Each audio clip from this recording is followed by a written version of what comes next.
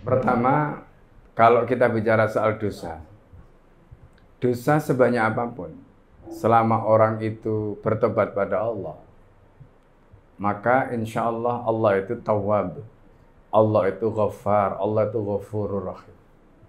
Ya, ini. Jadi karena itu kita diperintahkan oleh Allah agar kita tidak putus asa. Wala ta'asu min rohillah, kata Allah. Kamu jangan putus asa dari rahmatnya Allah. Allah itu Maha Rahim. Nah, karena itu kuncinya adalah taubat sebelum meninggal. Ya, seberapapun dosa ketika orang itu bertobat pada Allah, meskipun dosanya itu sundul langit, katakanlah begitu, saking banyaknya, maka Allah akan ampun. Ya.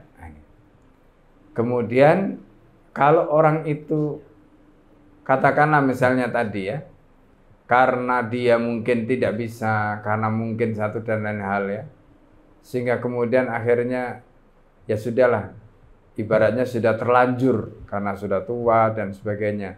Tapi dia dorong anaknya, dia motivasi anaknya, dia berikan hadiah anaknya, dia senang ketika anaknya itu menjadi ahlul Quran. Maka insya Allah ya, dia tetap akan mendapatkan bagiannya. Gitu. Nah, di dalam hadis tadi itu tidak disebutkan apakah orang tuanya itu adalah orang tua yang ahli ibadah ataukah orang tua yang biasa atau orang tua yang seperti apa, tidak disebutkan. Pokoknya orang itu punya anak, anaknya itu ahlul Quran, anaknya itu hafal Quran, anaknya itu adalah sahabatnya Al-Quran, maka itu tadi yang didapatkan. Ya, itu tadi. Jadi sampai dia heran, makanya tadi disebutkan kan, bima kusina, dengan alasan apa atau karena apa, disebabkan oleh apa kok kami ini diberikan jubah seperti ini, dipakaikan jubah seperti ini.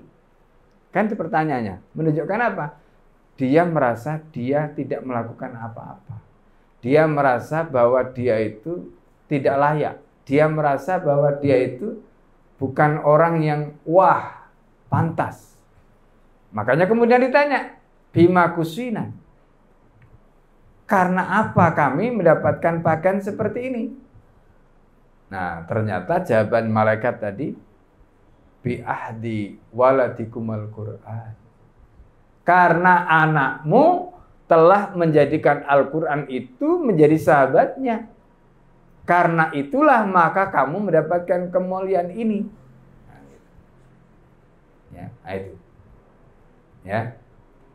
Nah, jadi itu gambarannya. Dan ini Masya Allah. Makanya minimal kalau kita tidak bisa menjadi orang yang berpredikat hamilul Quran atau menjadi sahibul Quran tadi, itu minimal ya, orang tadi kalau dalam ungkapan hadis itu kan kun aliman au muta'alliman au muhibban, ya kan? Jadilah orang alim. Kalau nggak bisa jadi orang alim, jadi orang yang muta'allim. Muta'allim itu belajar supaya bisa jadi alim. Kalau tidak bisa menjadi orang alim, menjadi orang yang belajar, minimal muhibban, menjadi orang yang senang. Ya kan? Menjadi orang yang senang. Gitu. Jangan sampai menjadi orang yang nggak senang. Sudahlah, nggak bisa baca Quran, nggak ahli ibadah, masanya banyak. Anaknya ngafalin Quran dimarahi. Mau jadi apa kamu? Nah, kan gitu. Masa depan nggak jelas. Gitu. Ngaji setiap hari, memang ya kamu mau makan Quran apa? Ah, misalnya gitu. Kadang-kadang kan ada orang yang kayak begitu, saking ya apa namanya bodohnya, saking parahnya itu sampai ada begitu. Nah, itu naudzubillah. Ya, jadi setidaknya dia ketika punya mahabbah, maka mahabbah itu insya Allah akan menjadi celah untuk mendapatkan syafaat dari Al-Quran tadi melalui anaknya yang menjadi hamilul Quran, melalui anaknya menjadi sahibul Quran tadi. Wallahu a'lam.